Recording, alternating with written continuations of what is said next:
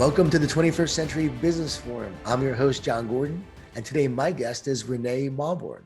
Renée is the professor of strategy at INSEAD, one of the world's largest business schools. Renée was named the #1 management thinker by Thinkers 50, and she's the author of Blue Ocean Strategy, a book that has sold 4 million copies. Her newest book, Blue Ocean Shift, is incredible. You'll get a lot of insight from Renée, and she will share practical steps and actions that you can take to start thinking differently to improve your business and also your leadership and life. Renée, let's take it away. Thanks, Jon, for having me. So Renée, you are the author of the incredible book, Blue Ocean Strategy. We're going to get to your other book in a second, but Blue Ocean Strategy has been a mega bestseller, 4 million copies. It's impacted so many businesses and people around the world. Can you explain what Blue Ocean Strategy is all about for those who don't know? Yeah, we looked at the field of strategy and what companies are doing. We found out that most companies compete in existing industries, which tend to have supply exceeding demand. It's intense competition. It's pretty bloody red. And we call that the red ocean. And while most companies were competing there, we saw other companies recreating existing markets or creating new markets where there wasn't any competition. And those new markets were wide, open, profitable, and untainted, almost as beautiful as the blue ocean. So we came up with the terminology red ocean to signify existing industries that are competitive, and blue ocean, the new markets or market competing versus market creating. And that's what Blue Ocean Strategy hits on. Well, you're famous for saying, don't compete, create. Right. Can you talk about how we could actually start to think about that in our businesses? How do we have a don't compete, create mindset, especially right now? Yeah, I think, the real critical thing is ask yourself, how do you formulate strategy? So for most companies, they play a follow the follower game.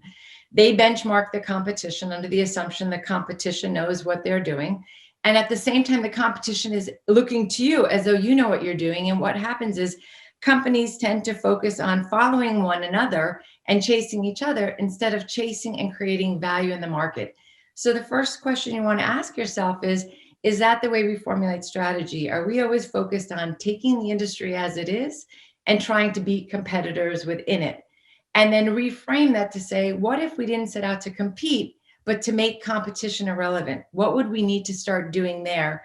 And suddenly looking to the competition becomes futile if your aim is to make them irrelevant. So that starts to open your mind about why not only competing, but how to create. So that would be the first major way you want to start shifting your mindset. How important is it to innovate and adapt right now, given what we've been through as a country and also what businesses are going through right now with this evolution? I would also say a revolution in many ways. Yeah. I think that to have resilience for companies in these really tough times, you need to do two things. On the one hand, you need to manage your cash flow for today, so you're there for tomorrow and you can survive. So that's obviously critical. But if you're not also thinking about how you're going to, and that's all you're thinking about, how to grow, you're not creating a stronger future for tomorrow. So you want to try to sit about balancing. Now, it really depends on where your company is. So if I'm one of the companies that benefited tremendously from the pandemic, like an Amazon, like a Netflix, like a Microsoft or Square, these digital companies, I am going to really focus on optimizing what I do and making sure I got that right, because my innovation has already been there and I'm reaping the rewards of that. If I'm a company today where things have been shut down, a lot of things shut down, I'm being tremendously constrained, I'm a restaurant, I'm going to really have to start thinking about how I'm going to be creating to get out of that mess that we're in today. So I think it depends on where your industry exactly is on that balance there.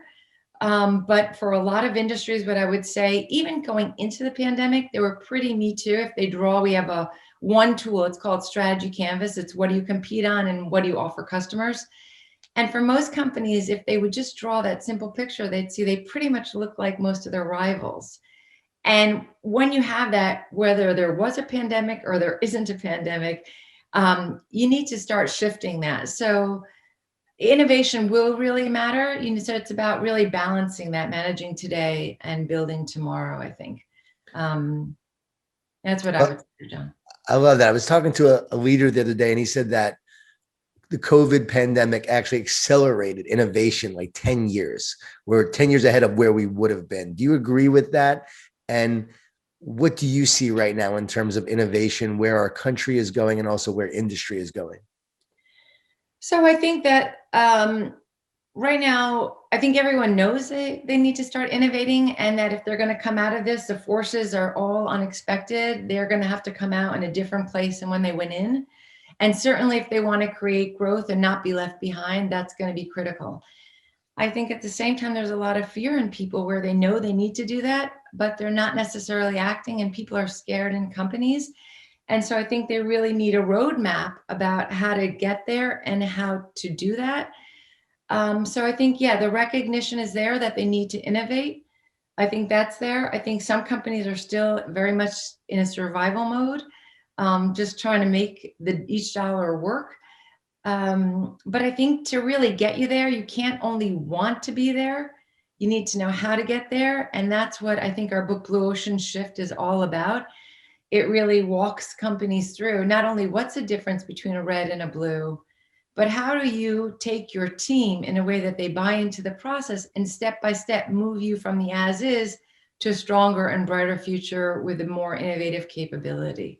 I'm so glad you mentioned Blue Ocean Shift. What's the difference between Blue Ocean Strategy, your first book, and Blue Ocean Shift, your new book?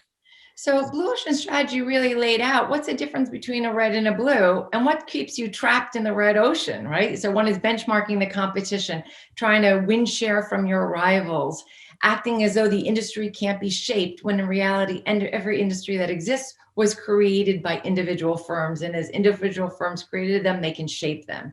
We should not disempower ourselves and give it to the market. We have to empower ourselves. So that's the difference, red and blue. But when that book came out, and as you articulated, John, it really took off across the world. People started coming to us and started saying, well, look, I'm stuck in the red. I understand the difference, but how do I actually take my organization and shift? All we have is the competence to compete, but we don't have the competence to create. So we spent the next 10 years to understand, how do you really shift? How do you step by step bring your people along? What does it take? What could go wrong? What are the lessons? What are the pitfalls? And how do you overcome those pitfalls?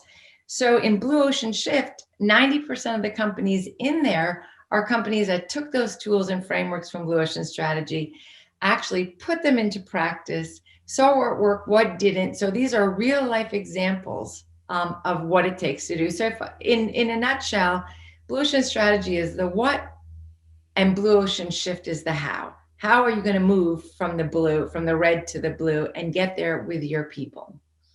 I love that you give a lot of application in the book and you help people take action, because that's what it's all about in terms of steps. I don't want to give away the whole book because people need to read it because it's an amazing book, but what are a few steps that companies, leaders can take to make that blue ocean shift? You know, so, we have really simply 5 steps. I won't go into all of them, but one is choosing the right place to start and getting your team. So that's one. But I think the first thing I already mentioned it is getting clear on the current state of play and understand where you stand, because I think a lot of organizations live in illusion about themselves, and they don't understand to what extent their industry in benchmarking one another has commoditized themselves.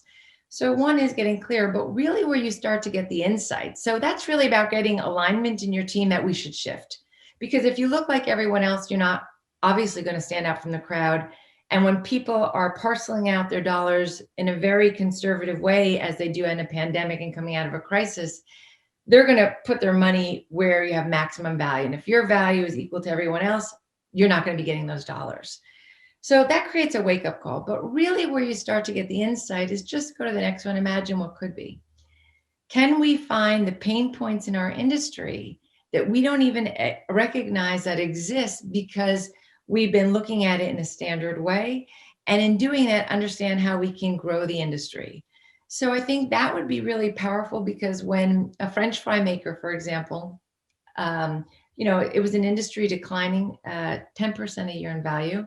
French multinational, Group Seb, it's called, over 100 years old. They own the brands Tefal or Moulinex.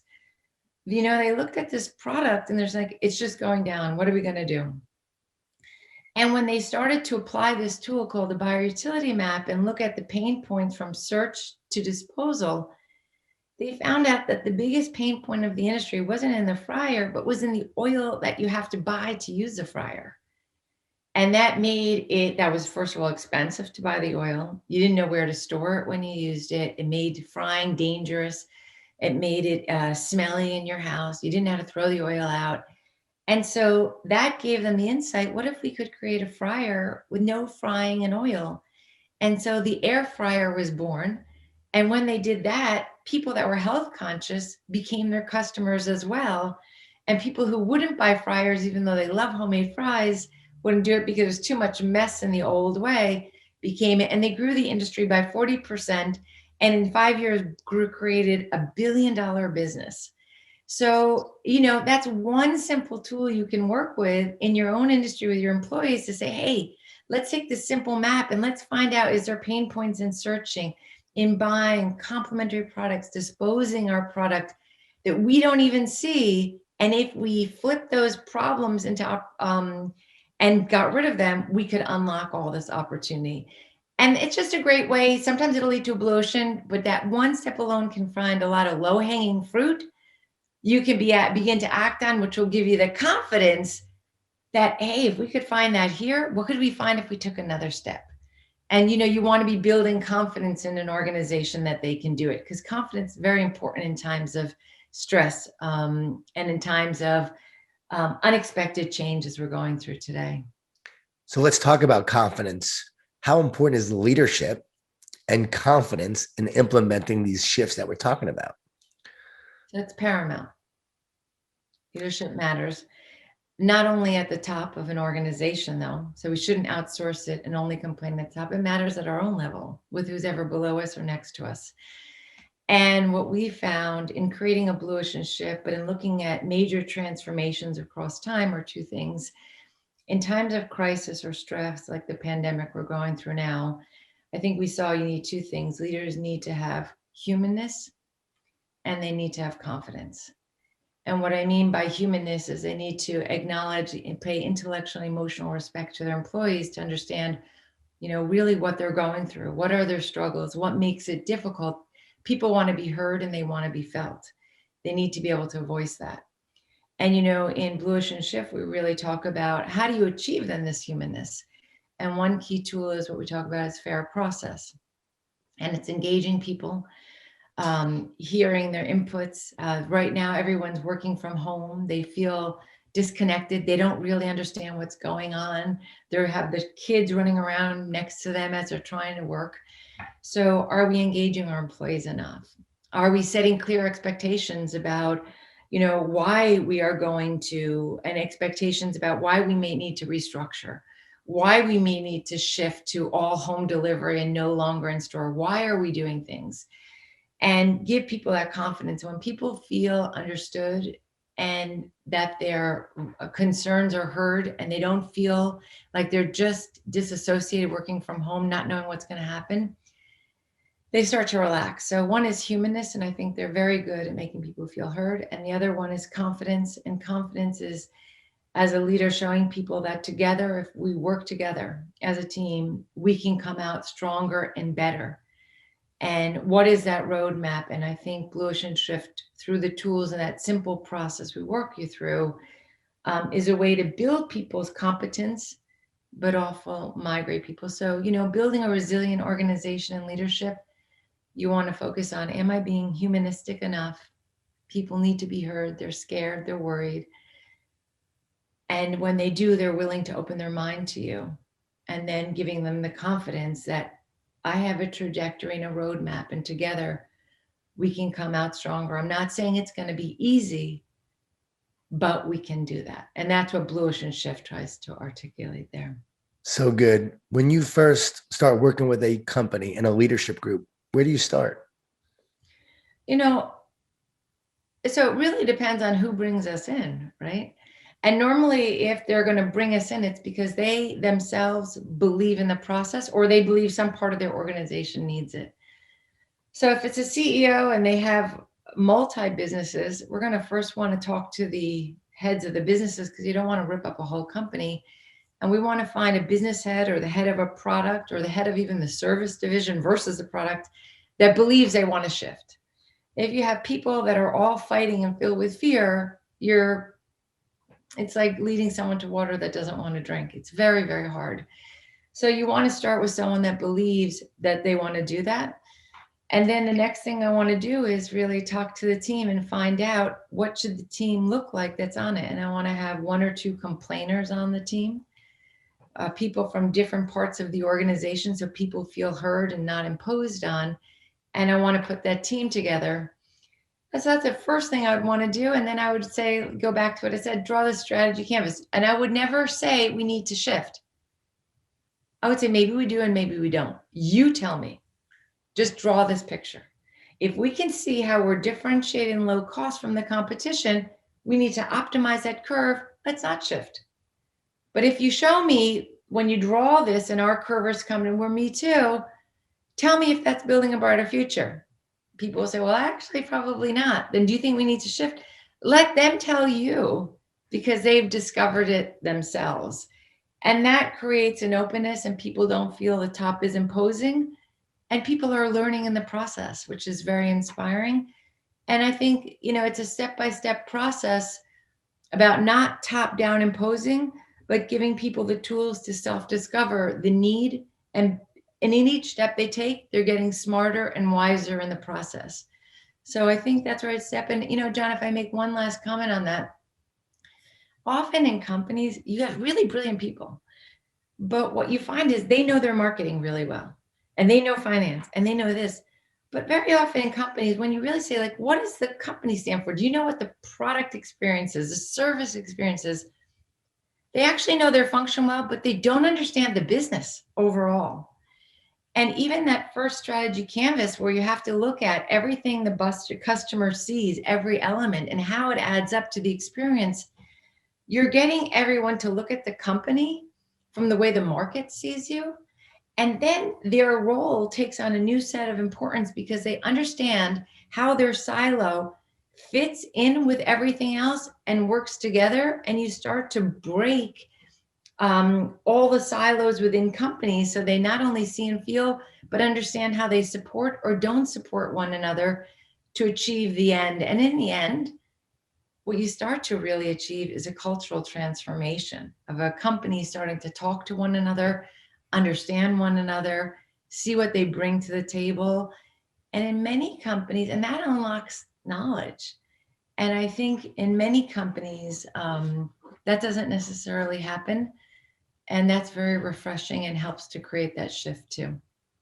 It's a very holistic approach. I was thinking about how it helps a company have a shared vision and mission of where they're going and why they're going there and what they want to create together. It does. And it does one other thing too, though. It's not like when you hire a consulting company on the outside and they come with this brilliant, smart idea and you're supposed to believe it works.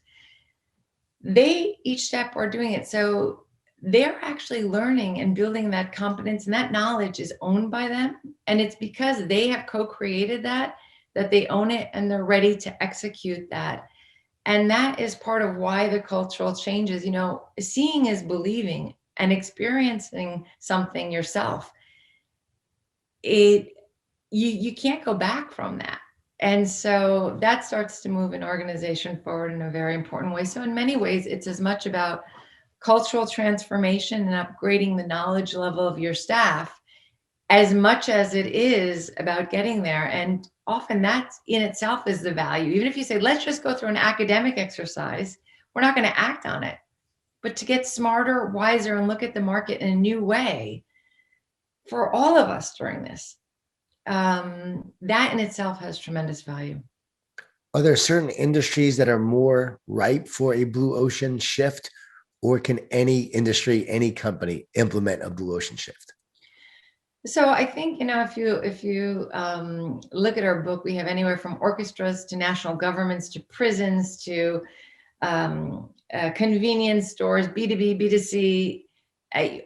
We have not seen necessarily a constraining factor. I think, a nuclear power plant might be a little bit more difficult. That's for sure. But I think that if an industry hasn't changed for a while, what you see historically. I think the hardware industry would have said it's impossible until Home Depot comes. The fast food hamburger industry would have said it's impossible with Wendy's, McDonald's, Burger King, and then Shake Shack comes. Hairdressers on Main Street would have said it's impossible, and then Dry Bar comes. And I think, the question we need to ask is, if it's possible in those industries, and it might be possible in our industry, and we've seen it happen in each industry. And so what that might look like in our industry, and is it worthy of a discussion? And that's what I would say. So we don't see it sector bound or industry bound. History has shown, even in the science, the reason we can analyze the coronavirus is because someone said, I can't see with my eyes little microorganisms. And they created the microscope. And somebody wanted to understand the universe, and our eyes couldn't understand what is up there beyond those little twinkling lights. And so the telescope was created. And so you see, and actually most Nobel Prize winners, they're actually created blue ocean in science. So they have redefined what a field looks like. So no, we don't see sector specific. No, John. I think what I love most about Blue Ocean Strategy and Blue Ocean Shift is that it's very optimistic. And I'm big on optimism and positivity, but it really is about seeing what's possible, seeing the future, and then creating it. And also, in many ways, Blue Ocean Strategy, Blue Ocean Shift, you actually created your own sector. You didn't compete with every other management book out there. You actually created a whole new approach to thinking about economies, to thinking about businesses, to thinking about world change. So how does it feel to actually apply your own title, your own work to your own work, and also to lead this movement in this way? Because it really is so powerful, and everyone should be thinking this way. So, I guess if I go back on one thing you said, John, about optimism, of course, if you look at industry history, all the industries that are in existence today, 10 years ago, even, our whole world is being changed by industries in today, whether it's social media, drones, all of this that 10 years ago didn't even exist. And yet today, these are things that are taking down national governments even. And so I think that when we say optimistic, industry history shows that actually the trajectory in the last 100 years has been one of exponential creation of industries. So in a way, it's optimistic, but it's also based on what we see historically happening systematically over time. And I think too much of us are locked into, Einstein said the hardest thing is to have an independent point of view. And of course, then to execute 99% of perspiration, right? To do the work. And I think Blue Ocean gives you different questions to teach you how to have an independent point of view and look at the market. So I would just say that. And for our point of view, to your question, I think it's thrilling. When we were in Michigan in the 1980s and we came up with this, and that was a time when America for the first time was challenged by global competition, and that was the Asian challenge of Japan. All the media said we were a sunset economy, and auto industry, earth moving equipment, textiles, consumer electronics were all devastated. The Rust Belt of America, those words were formed in the 1980s. And the way that we got out of that as a country was we stopped benchmarking, we started innovating. And that's what made us look into red versus blue. And we said, if all they taught in business school was how to compete, but competition was what was killing us, the companies were creating. And to that, I, might just add that, we are excited if in some small way we can help us think about how we create a brighter future, because with all the low-cost countries that exist around the world, and with technology and getting low cost, if we as a developed country only compete on cost, we're not going to have a future. And if we only compete on differentiation, well, not everyone has the money to buy pure differentiated higher premium products. What we need to do is be creative in a reasonable cost faction. And that's what Blue Ocean is about. And we're excited if in some small way our research can help in that direction. So Renee, what do we do with the fear that holds us back individually and also collectively in an organization? Yeah. So as an organization, as I went from a leadership perspective, a leader wants to help people with that fear by listening to what their fears are and showing them that we're building a roadmap together and having a roadmap. And I think that when people feel understood in a roadmap, I think that helps. I think from a point of view as an individual, fear, of course, doesn't help us at all. It paralyzes us at the exact moment we need to be thinking and be clear-headed. And I would say from an individual perspective, you need to really invest in yourself and learn to start thinking about building the knowledge to succeed. And do I know how to add value to my company? Can I know how to help my company find, hey, there is this pain point. If we remove this, we could maybe get more sales. And actually, this is closed in our restaurant today or in our entertainment, in our cinema. But if we did this, maybe we could. And so I'd be really investing in my own knowledge, not waiting for everyone to only help me, to understand how to add value to businesses and how to be innovative and what does that mean. And I think the more value we are able to add, the less fear we have, because the last people that we let go of are those that add the most value to us. So I'd say at an individual level as well. That's what I would say. I don't know, John, I'd be interested. What's your viewpoint on that? Now I'm going to Well, flip the table. Yeah. I mean, I think, well, no, I'm interviewing you, but I think I love that you asked me that. I think the key is to lead with optimism and belief. Leaders are dealers in hope, and positive leadership is the way forward. It's the way we make the greatest impact. But I love what you said about listening, hearing. It's not about fake positivity. It's about empathy.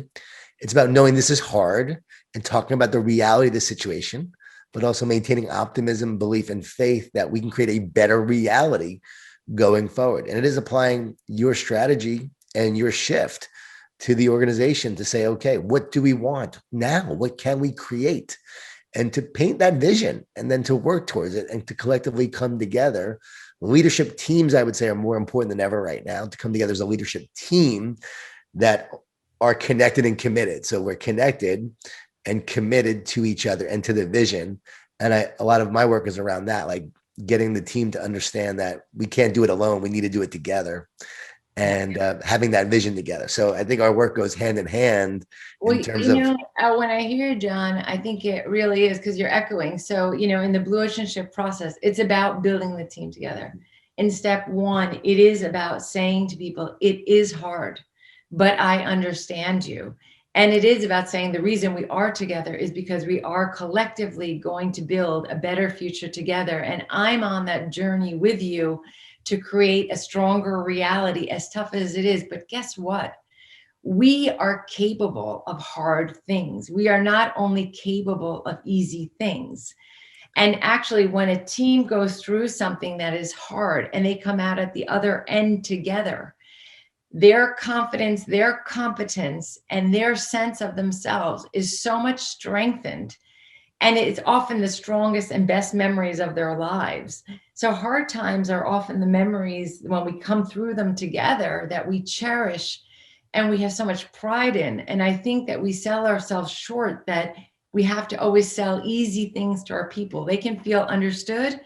I know it's hard, but I can also ask you to roll up your sleeves and let's look at our reality and try to get there together. So, the Blue Ocean Shift, to what you're saying, and I love the way you articulated that, it's really what each of the steps is. And it's not about outsourcing, it's bringing the team together to discover these things themselves. And in the end, you are creating that road. I would only add, though, I love optimism and hope, and I like the word confidence, but it's not about, too often in leadership, it's a rah-rah call. It has nothing to do with a rah-rah call. It's about building firm competence, because we're looking at our reality with a really bright light and saying, guess what, we're stuck there, but let's take one more tool and see if we find pain points. And if we do, we can actually flip those.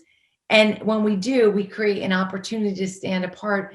So it's building our confidence. Really deep confidence comes when you're building your competence to succeed on that journey together. And I think too often people think it's a quick, easy, I hear you. And it is not that. It's very authentic, actually. I love that. And it's inspiring to hear you talk that way, because when you think about organizations, it's not like, oh, hey, we're going to go do this. And because we can, but you're going to talk about why you can and what are the skill sets and what are the pain points, as you said, along the way, and the challenges you will face in doing it. Hey, this is going to be hard. This is challenging. But if we come together with the right vision, the right mission, if we work together and we have the right strategy and shift, we can accomplish that. I think about Alan Mulally and how he turned around Ford, and he defined his leadership style as positive leadership. Ford was in a dire situation, if you remember, and he turned them around. And he basically said everyone had to come together, but they had to use their skill sets and their talents to do it. But they lacked belief. And if you don't have the belief, you're not going to create it. So I think it's the combination of two. And I just love the way you bring it all together with having the right mindset, having the right approach to leadership, but then also how to think about it. I think that's where you give people the greatest skill set and how to think about these things and take action on them. And a lot of people right now listening, because as I'm listening to you, I'm thinking about my own business, how I had to adapt, how I had to innovate, how I had to actually apply some of your principles during this time. And I know people listening are actually thinking, okay, how does this apply to me? So for a very practical takeaway, what are some things that these small businesses or growing large businesses can do right now during this time, or struggling businesses? What can they do right now to take action to start to implement some of these things that we've talked about? Yeah, so I'm going to be maybe too technical and you can tell me I should be more general, but I would really say, we have one simple one-page tool. It's called the buyer utility map.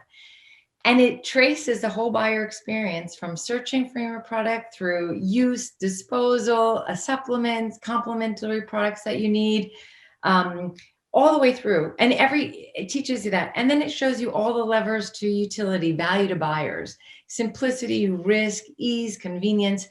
And then, we have a set of questions that says, what's the biggest block to ease in each stage? And I would get my whole team together, just get my team together and say, look, or everyone on Zoom, I'm going to email you this one simple map. Everyone come next Wednesday, let's get on Zoom. Show me what you found in your major pain points. Let's have a discussion, because pain points are not something to avoid. They're our opportunity horizon. And if you can find 2 or 3 pain points within your business that are turning off our customers or turning off the issues given what we're faced with, we then start to see that begins to be the first step to turning around our business, and people get inspired by it. And I think, that's what I would just say, because they need concrete things to act on. I can give you something to say, oh, don't benchmark the competition. Well, then what I look at? Well, then that's a more complicated discussion. But I take this one little map. It's, I think, a 7x7. Anyone can fill it in. It gives you the questions to ask. And it forces you, and maybe you never thought about it. Like, it just kills me, John, that when I go food shopping at 5:00 at night, in the supermarket, only 3 checkouts are open and 7 are closed when there's all lines and people are rushing home. And that's a real pain point. And I think to myself, where's the manager of this supermarket? Like, why aren't they here?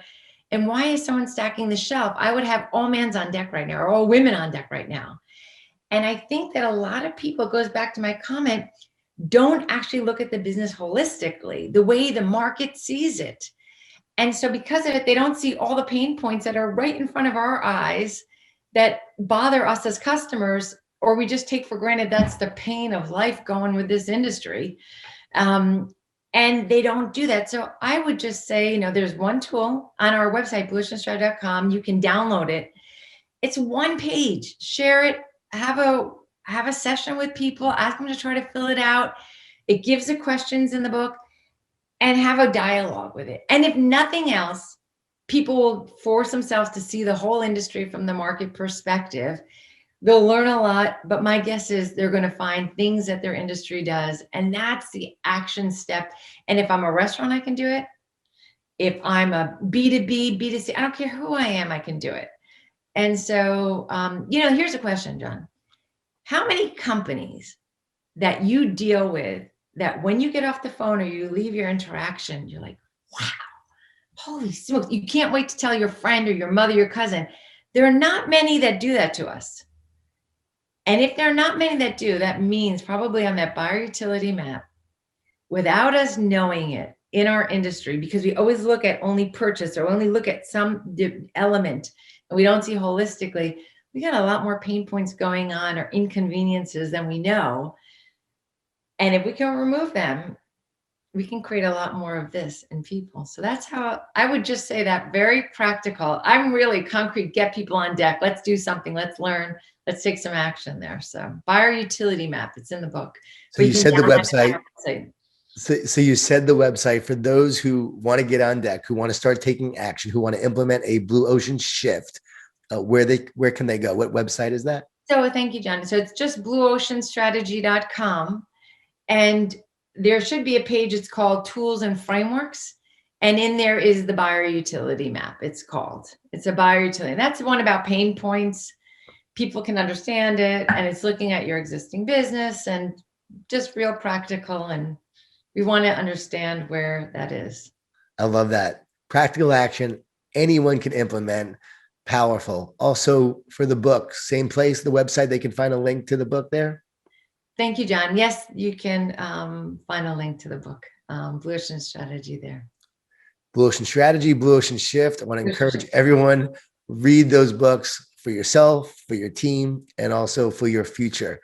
Renee, thank you so much for sharing all your wisdom, your insights. I know that I got better today. I know that a lot of people improved themselves today by listening to this and listening to you and your insights and just your incredible advice on what we can do to create a brighter and better future. I appreciate you, and the 21st Century Business Forum appreciates you as well. Thank you very much, John. My pleasure to be with everybody. Thank you, everybody. Go Blue. And everybody who is listening right now, thank you so much for joining us. We want to thank our sponsors for making this possible. And please join us April 14th, where I will interview Nick Saban, the coach of Alabama football. It's going to be an interview you don't want to miss. I'll see you there.